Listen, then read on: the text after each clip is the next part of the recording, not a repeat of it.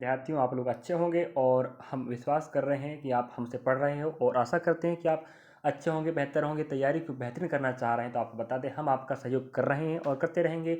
बस आप लोग पढ़ते रहें। चलिए लेके चलते हैं हम जानकारी के साथ। आपको बता दें, अगर आप नए हो तो कुछ विद्यार्थी नए होते हैं, उनको बताना पड़ता है। जो विद्यार्थी पुराने उनको पता है। तो नए बच्चों को बता दें, हम हाल ही में एग्जाम हुआ है एनटीपीसी आज स्नातक स्तर का, उसका सीबीटी वन एग्जाम का प्रश्न पत्र हल करवा रहे हैं, जो आपको 12th लेवल एग्जाम और रेलवे की सभी भर्ती परीक्षा आरआरबी की जितने भी एग्जाम याद रखें, सभी में आपको फायदा मिलेगा जी, लिख के कह सकते हैं। चलिए, रही बात, हम 2025 के प्रश्न पत्रों को हल करवा रहे हैं। हाल ही में हुआ है, 5 जून का हो चुका है, 6 जून का हो चुका है, 9 जून का हो चुका है। हर दिन का 3-3 शिफ्ट सोचिए, 5 तारीख का 3 शिफ्ट, 6 तारीख का और 7, 8, 9 को, सॉरी 7, 8 को तो छुट्टी था, 9 को पेपर हुआ था। इस प्रकार से हम 24 जून तक लेके चलेंगे, समझे।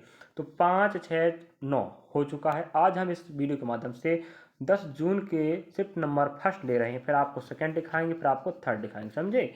तो आप लोग लास्ट तक बने रहिएगा और इस वीडियो के माध्यम से हम जीके जस्ट दिखाने वाले हैं और पूरे 40 से 40 प्रश्न आपको एक ही पार्ट में कवर होगा। मैथ्स का देखना चाहते हो, रीजनिंग का, तो आपको टाइप वाइज और मैथ्स का चैप्टर वाइज, रीजनिंग का टाइप वाइज क्लास लग रही है। आप आरआरबी एनटीपीसी एमसीक्यू 2025 के प्रश्नों का समाधान और भंडार की प्लेलिस्ट में एड कर सकते हो। चलिए लेके चलते हैं, लास्ट तक बने रहे मेरे प्यारे विद्यार्थियों। जीके जैस की जानकारी बताने वाला हूँ मैं।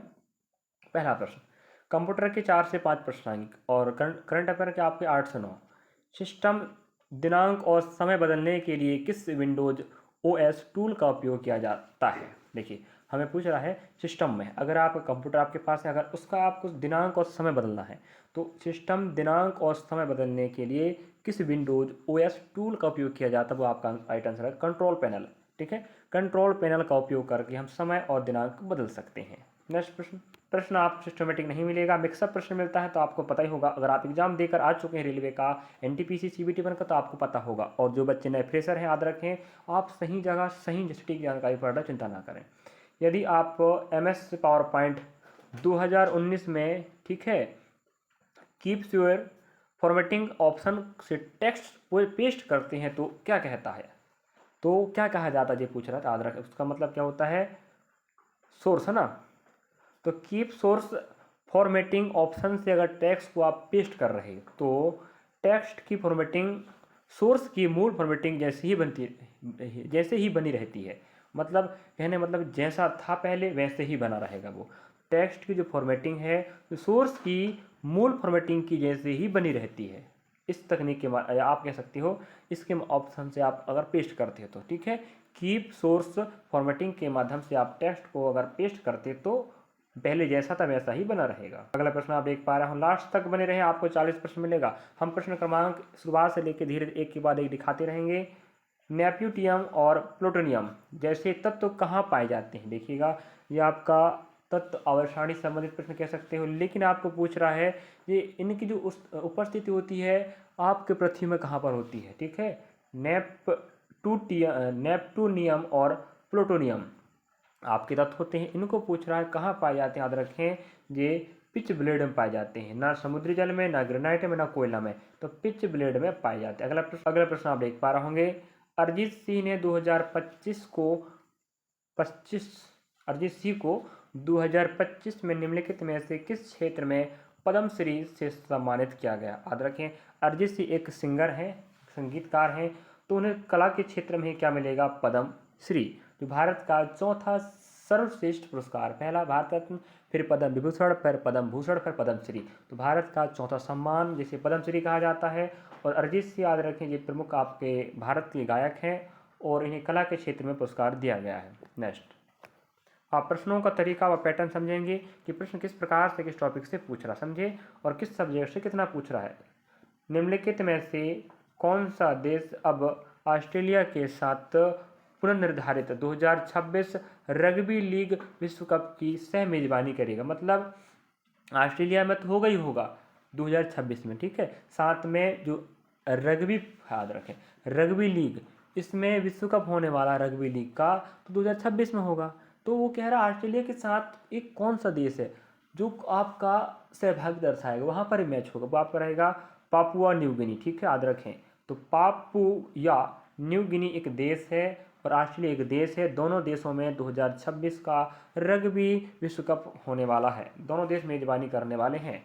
नेक्स्ट, भारत की जलवायु को आकार देने में हिमालय की भूमिका निम्नलिखित में से कौन सा शामिल नहीं है। मतलब भारत की जलवायु याद रखें, इसको बहुत ज़्यादा प्रभावित कौन करता है भाई, तापमान करता है, आर्द्रता नमी करती है, उसी प्रकार से पर्वत पहाड़ भी करते हैं, है कि नहीं। उसी प्रकार से जलवायु को प्रभावित करने वाला प्रमुख कारक आपका हिमालय भी है। तो हिमालय की भूमिका इनमें से कौन सी नहीं है। पहला, उत्तर भारत में बर्फबारी हो रही है, इसका मतलब हिमालय याद रखें। मध्य एशिया से आने वाली ठंडी पवनों को रोकना, इसका काम, ये तो आपको पता है, ये आपका भारत रहेगा, ठीक है। हाँ, ये आपका भारत, इधर हिमालय पड़ेगा, इधर हिमालय है, इधर हिमालय है। तो जो एशिया आपका है, एशिया में तो भारत भी, लेकिन उत्तरी एशिया से जो आपकी ठंड हवा आती है उनको रोक लेता है ये पर्वत, ठीक है, हिमालय। और साथ में उत्तर भारत में बर्फबारी हो रही इधर, तो इसका कारण भी कौन, हिमालय ही रहेगा। नेक्स्ट, तो आप समझ लीजिएगा ज्योग्राफी का प्रश्न आया है। दक्षिण पश्चिमी मानसूनी पवनों के लिए अवरोधक के रूप में कार्य कर, सही बात है। जो दक्षिणी जो पश्चिमी मानसूनी आती है, ठीक है, दक्षिण पश्चिमी क्षेत्र से जो मानसूनी पवनें आती है उनको जो रोक लेता है, और रोकेगा तभी तो वर्षा होगी, बर्फबारी होगी। अगर नहीं रोकता तो उत्तर एशिया में चले जाते, समझे। नेक्स्ट, इसका मतलब हिमालय का काम फर्स्ट भी है, सेकंड भी है, थर्ड भी, लेकिन चौथा नहीं है, संवहन धाराएं बनाना, इसका काम नहीं है। अगला प्रश्न, भारत का कौन सा शहर लौटते हुए मानसून की वर्षा से सर्वाधिक प्रभावित होता है। और याद रखें, लौटता हुआ मानसून मतलब होता, अभी तो मानसून चल रहा है, ठंड के समय में जो मानसून लौटता है तो उस समय अधिक वर्षा होती है, वो आपका चेन्नई रहेगा। आप कह सकते तमिलनाडु, अगर राज्य पूछेगा तो तमिलनाडु आएगा, और आप यहाँ पर ऑप्शन के अनुसार चेन्नई राइट होगा। और अगर आपको तमिलनाडु का और कोई भी शहर दे देता तो आप उसको भी लगा सकते थे, क्योंकि यहाँ पर ऑप्शन ऐसा दिया है, भोपाल मध्य प्रदेश में है, जयपुर राजस्थान में, मुंबई महाराष्ट्र में, तो आपके तमिलनाडु के क्षेत्र में आती नहीं है। तो तमिलनाडु क्षेत्र में नॉर्थ की मानसून से वर्षा होती, ये बात आपको समझना पड़ेगा। तो आप समझ रहे हो, ये प्रश्न भी ज्योग्राफी का है, भूगोल का प्रश्न है। तो कितना अच्छा प्रश्न आ रहा है भाई। प्रश्न आपके समक्ष है, और आपको बता दूं मेरे प्यारे विद्यार्थियों, मैथ्स का वीडियो जाकर देखें, रीजनिंग का देखें, जीके जीएस तो हम पर डे याद रखें। ये मेरा रीजनिंग जीके जीएस का 10वां क्लास चल रहा है, मतलब हर क्लास एक शिफ्ट कवर कर रहा है 40 प्रश्नों का। तो सोच लीजिएगा 10वां क्लास चल रहा है, मतलब 10वां शिफ्ट चल रहा है। तो अभी तक आप 9 शिफ्ट नहीं देखा तो हमारे चैनल पे जाकर देख लीजिएगा, और प्रश्नों को समझना शिफ्ट बाय डे बाई। हम आपको थंबनेल में शिफ्ट और आपको डे लिख देते हैं, समझे। चलिए, हाँ, रीजनिंग की बात करें, टाइप वाइज क्लास चल रही है और वहीं पढ़ाया जा रहा है जो पेपर में छपेगा। यकीन नहीं तो एक बार रीजनिंग क्लास देख लीजिएगा। मैथ्स की क्लास चैप्टर वाइज चल रही है, समझे। नेक्स्ट प्रश्न की बात करें, खालिस्तान के लिए न्यायिक समीक्षा आवश्यक होती है। और याद रखें, न्यायिक समीक्षा का प्रश्न हमें या संविधान से, सर्वोच्च न्यायालय से संबंधित प्रश्न पूछ रहा है बार बार। तो खालिस्तान के लिए मतलब क्या है, संविधान की सर्वोच्चता कायम रखने के लिए, क्षमा चाहते हैं, संविधान की सर्वोच्चता मतलब संविधान सबसे सर्वोपरि है, वो सबके लिए क्या करता है, समानता अधिकार देता है। तो समीक्षा करना मतलब होता है, अगर आपको नीचे न्यायालय में, जिला न्यायालय, सत्र न्यायालय में अगर आपको लगता है कि हमारा जो समस्या था वो समाधान नहीं हो पाया है, तो आपको उच्च न्यायालय में क्या कर सकते हैं, याचिका दायर कर सकते हैं। वहीं पर आपकी समीक्षा होगी, बातें होगी कि वहाँ कैसा फैसला सुनाया गया था, यहाँ कैसा फैसला सुनाया गया है, ठीक है। तो संविधान की सुरक्षिता को कायम रखने हेतु न्यायिक समीक्षा अति आवश्यकता है। नेक्स्ट प्रश्न, वित्तीय वर्ष 2020 और 24 के लिए याद रखें, क्या वित्तीय वर्ष 2024-25 के लिए भारत में सड़क परिवहन और राजमार्ग मंत्रालय का अनुमानित पूंजीगत व्यय कितना था। देखो, इस प्रकार से आपको बताऊं, मेरे को 2 या 3 शिफ्ट में प्रश्न पूछ चुका है 2024-25 का आपका क्या बजट बारे में, मतलब कितना खर्च आया। मेरे हिसाब से एक बार पूछा था ग्रामीण विकास मंत्रालय के बारे में, और एक किसी और के बारे में पैसा पूछा था। तो यहाँ पर हमें बोल रहा है सड़क परिवहन और राजमार्ग मंत्रालय, सड़कों के लिए कितना पूंजी आवंटित किया गया है 2024-25 के लिए, बता दें 2.72 लाख करोड़, समझे, बहुत मायने रखता है भाई। तो 2.72 लाख करोड़ भारत सरकार द्वारा वित्तीय बजट 2024-25 के लिए सड़क परिवहन और राजमार्ग मंत्रालय को दिया गया है कि आप सड़क बनाए। चलिए भाई, देखना होगा। अगला प्रश्न आप देख पा रहे हो, निम्नलिखित में से कौन सा keyboard shortcut MS MS excel 365 में प्रिंट डायलॉग बॉक्स ओपन करता है तो आपका आ जाए Ctrl+P, ठीक है। प्रिंट मतलब Ctrl+P, अगर आप कंट्रोल और पी को जब एक साथ प्रेस करोगे तो प्रिंट आउट निकाल के देता है। आपको बता दूं हमने कंप्यूटर क्लास भी लगाया है और कम से कम 6 से हमने 7 क्लास लगाया है, आप जाके एक बार देख सकते हो। और हमने शॉर्टकट की का भी क्लास लगाया शुरुआत में, तो मेरे ख्याल से आप थोड़ा सा अभी कंप्यूटर क्लास लगा नहीं पा रहे लगातार। और आपको बता दूं अभी तक हम 10वां शिफ्ट चला रहे हैं। 9 शिफ्टों में हमें हर शिफ्ट में 4 से 5 प्रश्न मिला है कंप्यूटर का, समझे। और 8 से 9 10 तक हमें क्या मिल रहा है, current affair class, current affair का प्रश्न मिल रहा है। तो हम आपको बताएं करंट अफेयर क्लास भी संचालित हो रही है, आप जाके देख सकते हो। तो Ctrl+P अगर एक साथ प्रेस करते हो तो आप किसी भी चीज़ को प्रिंट कर सकते हो, समझे। प्रश्न आप देख पा रहे होंगे, अनुसूचित जातियों और जनजातियों के कल्याण के लिए 1990 के 65वें संविधान संशोधन द्वारा कौन सा प्रस्ताव या प्रावधान प्रस्तुत किया गया था, याद रखें। इसका क्या है, एक बहुसदस्यीय राष्ट्रीय आयोग, मतलब ST SC का अलग अलग आयोग बनाया जाएगा। ये निर्णय लिया गया 1990 के 65वें संविधान संशोधन के तहत, मतलब एक बहुसदस्यीय राष्ट्रीय आयोग बनाया जाएगा। ST का अलग आयोग बनेगा, SC का अलग आयोग बनेगा, जो इन समाज या इन जनजातियों के लिए काम करेगा, उत्थान के लिए, ये कहा गया था इसमें। अगला प्रश्न आप देख पा रहे होंगे, भारत में प्रति टन किलोमीटर ऊर्जा खपत के संबंध में कौन सी परिवहन प्रणाली सर्वाधिक कुशल है।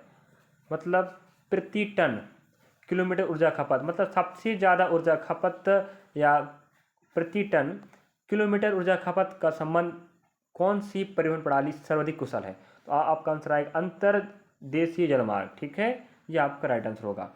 तो प्रति टन किलोमीटर ऊर्जा खपत के संबंध में अंतर्देशीय जलमार्ग जो परिवहन प्रणाली सर्वाधिक कुशल है, मतलब अच्छा है। नेक्स्ट, थोड़ा सा मेरे ख्याल से जो अभी प्रश्न मिल रहा है ना, बहुत हार्ड है भाई जी शिफ्ट मेरे हिसाब से। अभी तक मैंने बहुत शिफ्ट का, अभी 9 शिफ्ट बना चुका हूँ, 10वां शिफ्ट चल रहा है, सोच लीजिएगा आप लोग। ऐसे आपको हम पेपर चलेगा उसके पहले तक, पेपर की शुरुआत होने के पहले तक आपको GKS कवर कराएंगे। इसके बाद हम बता दें आपको GKS एग्ज़ाम चलेगा उसका एनालिसिस कवर कराएंगे। और आपको पता 100% एनालिसिस होगा, सुन लीजिएगा, 100% एनालिसिस होगा। अगर 99% सही होगा, 1% यहाँ हो सकता है, लेकिन 99% एनालिसिस सही होगा। तो आप देखना ना भूलना भाई, हमने NTPC CBT 1 स्नातक स्तर की परीक्षा का भी कराया है, आप जाके चैनल पे देख सकते हो, तारीख और शिफ्ट देख लीजिएगा। उसके बाद आप अभी का जो PDF चल रहा है तैयारी, यहाँ पर आप क्रॉस वेरीफाई कर सकते हो। अगर प्रश्न नहीं मिलेगा तो बोल दीजिएगा।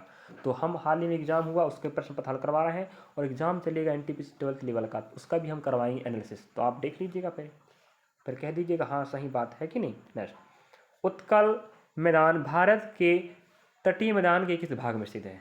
देखिएगा, उत्कल, पहली बात आती है उत्कल किसे कहा जाता है, ठीक है। तो ये आपको हम होमवर्क छोड़ देते हैं, उत्कल मैदान किसे कहा जाता है। तो आंसर आपका होगा पूर्वी तटीय मैदान, ठीक है। उत्कल किसे कहते हैं आप लोग हमें कमेंट सेक्शन में बताएं। भाई पूर्वी तट में कह रहा मतलब आपका देखो पश्चिम बंगाल है, ये पूर्वी तट, ये पश्चिम घाट, पश्चिम बंगाल, उड़ीसा है कि नहीं, फिर आपका आंध्र प्रदेश, तमिलनाडु। तो आपको बताना है कि उत्कल मैदान भारत के किस तटीय मैदान के किस भाग में स्थित है। तो आपका आंसर हो रहा है पूर्वी तटीय मैदान, राइट आंसर हो रहा। तो आप बताइएगा कि उत्कल किसे कहा। अगला प्रश्न, यदि भारत में कोई नगर पालिका अपनी कार्यकाल पूरा होने से पहले ही भंग हो जाए तो क्या होगा। देखिएगा, कह रहा है नगर पालिका, आपको पता है जो नगर शहरों को देखरेख के लिए बनाई जाती है। अगर कोई नगर पालिका, ठीक है, नगर पालिका के चुनाव का जो जिम्मा होता है राज्य चुनाव आयोग का होता है, ठीक है। तो नगर पालिका जो कार्यकाल है भाई पूरा होने से पहले भंग हो जाए तो क्या होगा, 6 महीने के भीतर नया चुनाव करना होगा। सुन लीजिएगा, 6 महीने के भीतर नया चुनाव करना होगा, चाहे कुछ भी हो जाए। लोग हमें कमेंट सेक्शन बताएं कि नगर पालिका का जो चुनाव होता है कितने साल का होता है। तो हम आपको बता देते हैं भाई 5 साल का होता है, ठीक है। जो चुनाव होता है या जो नगर पालिका का जो कार्यकाल होता है 5 साल का होता है। अगर 5 साल से पहले भंग होता है तो तुरंत उसे 6 महीने के भीतर नया चुनाव करवाना होगा। और चुनाव कौन करवाएगा भाई, राज्य निर्वाचन आयोग करवाएगा। चलिए अगला प्रश्न, करंट अफेयर के प्रश्न आप देख सकते हो। 8वें हिंद महासागर सम्मेलन का विषय क्या था। तो विषय का प्रश्न अवश्य पूछता, थीम कहता जिससे भाई कई बार। तो 8वें हिंद महासागर का जो बैठक हुआ था सम्मेलन, उसका थीम क्या था, भाई समुद्री साझेदारी के नए क्षितिज की यात्रा, ठीक है। समुद्र में साझेदारी अच्छी होनी चाहिए, कोई दिक्कत नहीं होनी चाहिए, परेशानी होनी चाहिए, ठीक है। और जो भी समुद्री व्यापार है वो बढ़िया तरीके से चलने चाहिए साझेदारी रूप से। तो समुद्री साझेदारी के नए क्षितिज यात्रा, ये क्या था, थीम थी। अगला प्रश्न आप देख पा रहे हैं कंप्यूटर का अपने पास है। MS पावर पॉइंट 365 में नई स्लाइड बनाने के लिए किस विधि का उपयोग नहीं किया जा सकता। मतलब आपको कह रहा है कि किस शॉर्टकट की का उपयोग नहीं कर सकते। तो शॉर्टकट की पूछ रहा मेरे भाई। अगर आप MS पावर पॉइंट में 365 में काम कर रहे हैं, अगर आपको नई स्लाइड बनाना, ठीक है, तो किस विधि का उपयोग नहीं करोगे। देखो, होम प्लस टैब और न्यू स्लाइड पर क्लिक करना होगा तो बन जाएगा। कंट्रोल प्लस M दबाओगे तो अभी नई स्लाइड बन जाएगी। नेक्स्ट, स्लाइड शॉर्टलर पेन में राइट क्लिक करना होगा और न्यू स्लाइड को सिलेक्ट करना होगा तो बना पाओगे। लेकिन कंट्रोल प्लस N ऑप्शन के अनुसार कंट्रोल प्लस N दबाने से नई स्लाइड नहीं बनेगी। समझे ना। इसका मतलब ये हुआ कि हमें शॉर्टकट की पूछ रहा मेरे भाई, तो पढ़ लीजिएगा। हम कंप्यूटर क्लास की बात करें तो हम 5 से 6 क्लास दे चुके हैं, आप जाके देख लीजिएगा कंप्यूटर क्लास में। और करंट अफेयर क्लास की बात करें, करंट अफेयर आपको करंट अफेयर क्लास मिल जाए घटना चक्र में। अगला प्रश्न, और 4 से 5 प्रश्न आएगा जी, गांठ बांध दीजिएगा। निम्नलिखित में से किस विद्रोह की जड़ इस तथ्य में निहित है कि अंग्रेजों ने आदिवासियों को ताड़ी के पेड़ों पर उनके पारंपरिक अधिकारों से वंचित कर दिया था। कुया विद्रोह। ताड़ी एक प्रकार का पेड़ होता है, ध्यान रखें, जिसका सेवन करने से आप कह सकते हैं एक प्रकार का नशा है जी, ठीक है। ताड़ी एक प्रकार का पौधा होता है और अधिकांश आदिवासी समाज के लोग इसको थोड़ा सा नशे के रूप में उपयोग करते हैं। आप कह सकते हो पेय पदार्थ है, ठीक है, आदिवासियों का प्रमुख पेय पदार्थ है। तो अंग्रेजों ने इस अधिकार से या उन पेड़ों से उन्हें वंचित कर दिया। तो विद्रोह क्या हो गया भाई, कोया विद्रोह। तो इस विद्रोह को हम क्या बोलते हैं, कोया विद्रोह। और विद्रोह का प्रश्न आपको पूछेगा जी, तो आपको पता होनी चाहिए। चलिए, केंद्रीय बजट 2025-26 में पेश की गई टन भारत का कर योजना किस क्षेत्र पर लगाने से संबंधित है। किस क्षेत्र पर कर लगाने से संबंधित है, याद रखें, पोत परिवहन गतिविधियां हैं। तो टन भार योजना कर है, टन भार कर योजना, ठीक है। 2025-26 में जो पेश की गई केंद्रीय बजट है, अभी जो बजट आया है 2025-26 का, उसकी बात कर रहा है। 2025-26 की जो केंद्रीय बजट है उसमें कहा गया है कि टन भार कर योजना ये पोत परिवहन गतिविधियों पर लगाई जाएगी। अगला प्रश्न आप देख पा रहे होंगे, लोक अदालत की अवधारणा खालिस्तान से प्रेरित है। क्या लोक अदालत की अवधारणा खालिस्तान से प्रेरित है। तो आपका आंसर आएगा प्राचीन भारतीय विवाद समाधान। मतलब जो प्राचीन भारतीय को जो आप कह सकते हैं रूढ़िवादी परंपराएं हैं, उनसे जो समझ विवाद आता है उसका समाधान करेगा। या आप कह सकते हो पारंपरिक या पारिवारिक समस्याओं का समाधान करना लोक अदालत का काम है। और लोक अदालत का काम हमें पहले पूछ चुका है। तो प्राचीन भारतीय विवाद समाधान करना ही लोक अदालत का प्रमुख कार्य होता है। अगला प्रश्न आप देख पा रहे होंगे, भारत की पंचवर्षीय योजना के बारे में निम्नलिखित में से कथनों पर विचार करें, इनमें से कौन सा कथन सही है। देखिएगा, तो अगर आपको नहीं पता क्या पंचवर्षीय योजना 5 ईयर प्लान, तो पढ़ लीजिएगा भाई। हम प्रश्न आपको दिखा रहे हैं कि आप तर्क वितर्क कर सको, समझ सको कि किस सब्जेक्ट के कितने प्रश्न आ रहे हैं, किस टॉपिक से प्रश्न आ रहा है कि नहीं। तो आप नहीं समझ पा रहे हैं तो बहुत गंदी बात है भाई। पढ़ने वाला बच्चा सब कुछ समझता है, उसे सिर्फ इशारा, कहते ना, समझदार का इशारा ही काफ़ी होता है। तो हम इशारा कर रहे हैं ना, मैथ्स नहीं तो मैं बिल्कुल समझा के बता रहा हूँ। अब जी के जी तो भाई व्याख्या नहीं बता पा रहे हैं, आपको प्रश्न दिखा रहे हैं भाई, हाल ही में हुआ एग्जाम उसी का समझने का प्रयास करें। चलिएगा, पहला कथन, पहली पंचवर्ष योजना हेराल्ड डोमर मॉडल पर आधारित थी और इसने खाद्य सुरक्षा को संबोधित करने के लिए कृषि विकास को प्राथमिकता दिया। बहुत सही बात है। पहली मॉडल मतलब पहली जो योजना थी 1951 से 56 तक चली, क्योंकि 5 साल होगी, है कि नहीं। तब जोड़ दिए 5 साल तो आएगा भाई 56 तक, ठीक है। नेक्स्ट आएगा 56 से आप 61 जाएगा, याद रखें, है ना। दूसरी पंचवर्ष योजना जिसे पीसी बोलते, पीसी महालनोबिस योजना के रूप में जाना जाता है, तीव्र औद्योगिकरण पर केंद्रित था। बहुत सही बात। मतलब पहला आपका सही कथन, दूसरा सही। पहला आपका 1951 से 1956 आएगा, याद रखेंगे। 1956 से 1961 आएगा, ये बात याद रखें। पहली योजना हेराल्ड डोवर मॉडल, कितनों बार पूछ चुका है, अवधि पूछेगा। सेकेंड पीसी महालनोबिस, कार्यावधि 56-61। और याद रखें भारत में कुल मिला के अभी तक सिर्फ 12 ही योजना चल पाई थी बस। जो 12वीं थी याद रखें 2012 से 2017 तक ही चल पाई थी, समझे। याद रखें 12वीं योजना। अगला प्रश्न आप देख पा रहे होंगे, जुलाई 2024 में निम्नलिखित में से किसे मधुमेह में शोध के लिए प्रतिष्ठित लाइफ टाइम अचीवमेंट अवार्ड से सम्मानित किया गया था। तो देखो हमें 2024 का वो भी जुलाई का पूछ रहा है। मैं बता चुका हूँ आपको कि आप मान लीजिएगा 6 महीने पीछे, 2024 का 6 महीने पीछे चले जाओ और वर्तमान 2025 का करंट अफेयर तो पूछेगा भाई। तो जुलाई 2025 में बोल रहा है मधुमेह मतलब शुगर डायबिटीज के शोध के लिए प्रतिष्ठित लाइफ टाइम अचीवमेंट अवार्ड से किसे सम्मानित किया गया था। आंसर आएगा डॉक्टर जितेंद्र सिंह। ठीक है, डॉक्टर जितेंद्र सिंह को लाइफ टाइम अचीवमेंट अवार्ड से सम्मानित किया गया। अगला प्रश्न, मार्च 2025 में नीति आयोग ने ट्रेड वॉच त्रैमासिक जुलाई सितंबर Q2 FY25 रिपोर्ट जारी की। थोड़ा सा अजीब सा नाम दिया भाई, देखिएगा क्या बोल रहा है, ट्रेड वॉच त्रैमासिक रिपोर्ट, ठीक है, जारी किया। इस रिपोर्ट के अनुसार बढ़ती बुनियादी ढांचे की मांग के कारण निम्नलिखित में से कौन सी वस्तु भारत के शीर्ष 10 आयातों में शामिल हुई है। आयात मतलब क्या होता है बताओ। देखो निर्यात मतलब होता है बाहर निकालना, मतलब अपने देश से विदेश बेचना, और आयात मतलब क्या होता है किसी देश से खरीद कर लाना। तो कौन सी वस्तु भारत के शीर्ष 10 आयातों में शामिल हुई है।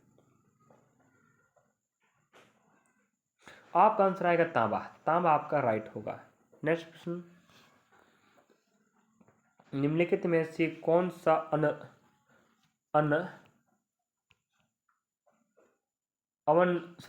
अवनद्ध वाद नहीं है, मतलब आपका वादंत्र नहीं है। तो निम्नलिखित में से कौन सा अवनद्ध वाद नहीं है। आपका आंसर आएगा मंजीरा, डमरू, तबला, ढोल। अवनद्ध मतलब अपने कह सकते हैं ऐसा जो रुक पैकिंग वाला हो। आपने देखा डमरू पैकिंग वाला होता है, तबला पैकिंग वाला होता है, ढोल पैक वाला होता है, मंजीरा आपका अलग होता है। और मंजीरा विशेषकर याद रखें जी आपके धातु से बनाया जाता है, ठीक है। और बाकी सब क्या है आपके, या तो आप ध्यान रख सकते हैं आपके मतलब धातु से नहीं बनाया जाता, ठीक है। और जो आपका पैकिंग वाला होता है ध्यान रखें जी आप ओपन होता है। अगला प्रश्न आप देखेंगे, आपके समक्ष आप देख पा रहे होंगे,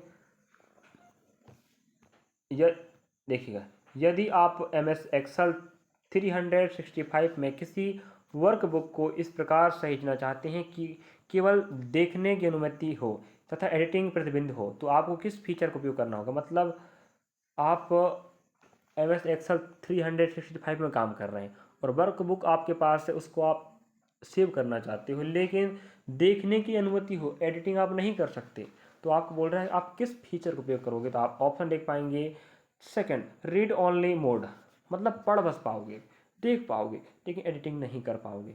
जी आपका रहेगा वर्कबुक को सहेजना और उसको एडिटिंग नहीं करना के लिए प्रतिबंध करना। तो रीड ओनली मोड आपका राइट आंसर होगा। तो आप कंप्यूटर के बच्चे नहीं हैं तो पढ़ना तो पड़ेगा भाई। कंप्यूटर के 4 से 5 प्रश्न आएगा जी, गार्ड बांध दीजिएगा, समझे। नेक्स्ट, तख्त ए बही शिलालेख किस क्षेत्र से संबंधित आदर गंधार, और गंधार वर्तमान पाकिस्तान में पड़ता है, आज रखे पाक में, ठीक है।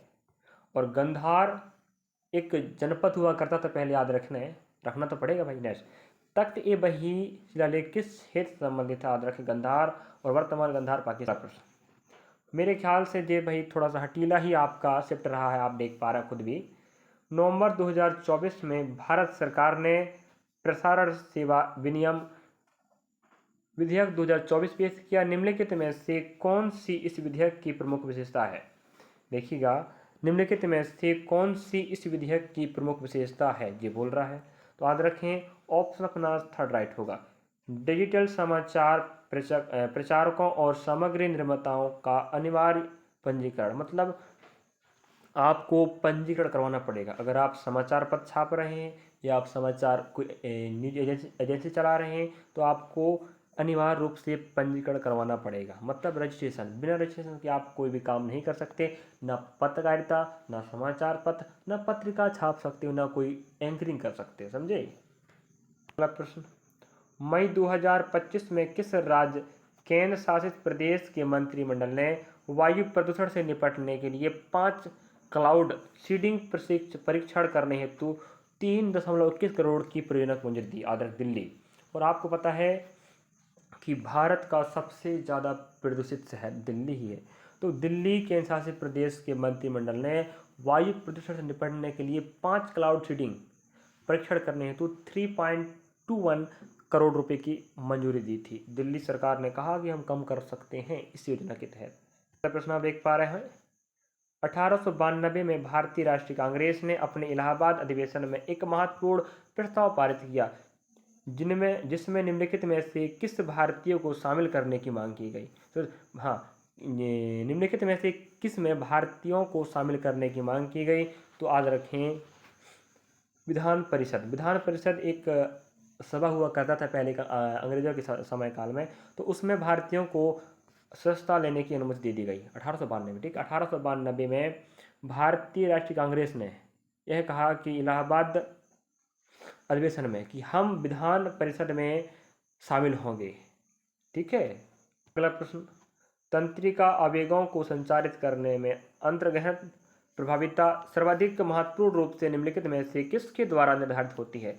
आंसर आपका राइट होगा फर्स्ट, तंत्री प्रेसी की सांद्रता और पोस्ट सिनेप्टिक झिल्ली में ग्राहिकों की संख्या ये डिपेंड करती है कि प्रभाविता सर्वाधिक होगी या कम होगी। ठीक है, तो तंत्र प्रेसी की सांद्रता मतलब होती है, आप जैसे कहते हैं ना सांद्र तनु, है कि नहीं, तो तंत्री प्रेसी की जो सांद्रता अच्छी होगी और पोस्ट सिनेप्टिक झिल्ली में ग्राहकों की संख्या अधिक होगी तो प्रभाविता बहुत अच्छी होगी तंत्रिक आवेगों को, ठीक है, संचारित करने की। प्रश्न, मेरे ख्याल से भाई ये तो खतरनाक हार्ड शिफ्ट है, देख लीजिए आप लोग, ऐसे ऐसा प्रश्न पूछ रहा है जो आपकी पुस्तक में मिलेगा ही नहीं, ऐसा मान लीजिएगा। मतलब स्टडी जी के इसका प्रश्न है ही नहीं, कह लो, अगर दे भी रखा तो पटांग पूछ रहा है भाई, देख लो खुद ही। कौन सा उद्योग क्लस्टर विकास से निकटता से संबंधित है और भारत में कृषि के बाद रोजगार सृजन के मामले में दूसरा सबसे बड़ा क्षेत्र है? वस्त्र और परिधान, मतलब भाई रोजगार देने के लिए कृषि के बाद, ठीक है, कृषि के बाद रोजगार सृजन मामले में सबसे दूसरा बड़ा क्षेत्र आता है आपका वस्त्र और परिधान, मतलब कपड़ा उद्योग सबसे बड़ा क्षेत्र जो रोजगार देता है वो आपका आएगा कृषि। उसके बाद कौन आता है आपका वस्त्र और परिधान, मतलब कपड़ा उद्योग आते हैं। वही पूछ रहा था आपको राइट आंसर। अगला प्रश्न आप देख पाएंगे यहाँ पर, 2025 की शुरुआत में रक्षा अनुसंधान एवं विकास संगठन DRDO ने एक लेजर हथियार प्रणाली विकसित करके एक महत्वपूर्ण कार्य किया है। इस प्रणाली का पावर आउटपुट कितना होता है? तो आप भाई 300 किलोवाट, ठीक है, एक लेजर बनाया है, लेजर हथियार, ठीक है, कौन बनाया है? DRDO। याद रखना, DRDO द्वारा निर्मित एक लेजर हथियार जो रक्षा अनुसंधान एवं विकास संगठन जिसे हम DRDO कहते हैं, जिसका मुख्यालय बेंगलुरु कर्नाटक में है, इसने एक प्रकार का लेजर क्या बनाया, हथियार बनाया जो 300 किलोवाट का आउटपुट पावर देता है। नेक्स्ट प्रश्न, भगवान विष्णु की लेटी हुई प्रतिमा निम्नलिखित में से किस गुफा में पाई जाती है या पाई गई है? तो उड्डावली गुफा है, ठीक है। और यह प्रश्न याद रखें पहले भी पूछ चुका है, समझे, उड्डावली गुफा। तो भगवान विष्णु की जो लेटी हुई प्रतिमा है जो आपको उड्डावली की गुफा में देखने को मिलेगी।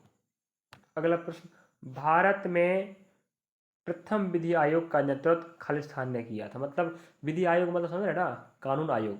तो भारत में पहला कानून आयोग या किसने बनाया या उसके प्रथम अध्यक्ष कौन थे, आप ऐसा कह सकते हो। तो आपका आंसर आएगा लॉर्ड मेकाले। तो लॉर्ड मेकाले ने प्रथम विधि आयोग की स्थापना किया था। मतलब आप समझ पा रहे, अंग्रेजों के ज़माने से जो बना आ चुका है विधि आयोग, और वर्तमान में विधि आयोग है, ऐसी बात नहीं है। तो लॉर्ड मेकाले ने पहली बार विधि आयोग की अध्यक्षता किया था या उसके नेतृत्व में इसका गठन हुआ था।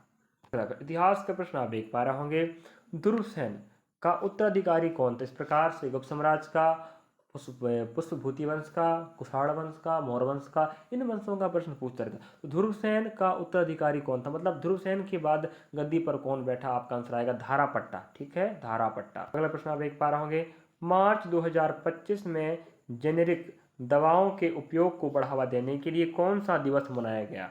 मतलब जन औषधि दिवस। तो याद रखें, मार्च 2025 में जन औषधि दिवस मनाया गया, वो भी जेनेरिक दवाओं को उपयोग को बढ़ावा देने, ठीक है, जन औषधि, जन औषधि दवाओं को बढ़ावा देने के लिए उनको उपयोग लोग अधिक मात्रा में करें। इसके हेतु मार्च 2025 में जन औषधि दिवस मनाया गया।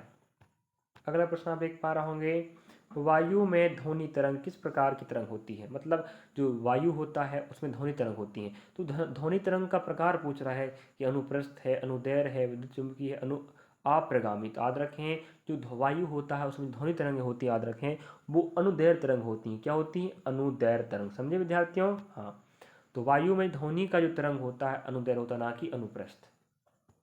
अगला प्रश्न, भारतीय संविधान का निम्नलिखित में से कौन सा अनुच्छेद मानव तस्करी से संबंधित है। आंसर आएगा आर्टिकल नंबर 23। तो इस प्रकार से बहुत महत्वपूर्ण संविधान संशोधन प्रमुख अनुच्छेद, प्रमुख भाग पढ़ना पड़ेगा। तो आर्टिकल नंबर 23 कहता है कि आप किसी भी कीमत पर मानव तस्करी नहीं कर सकते। मतलब मानवों को बेचा नहीं जा सकता, महिलाओं को नहीं बेचा जा सकता, ये मानव तस्करी के उसमें आते हैं। तो ये मानव तस्करी करना एक कानूनी अपराध आर्टिकल नंबर 23 कहता है। अगला प्रश्न आप देख पा रहे होंगे, और इस प्रकार का जो ऑप्शन के अनुसार इस प्रकार का कथन देकर हमें पिछली भर्तियों में भी या पिछले शिफ्टों में पूछ चुका है।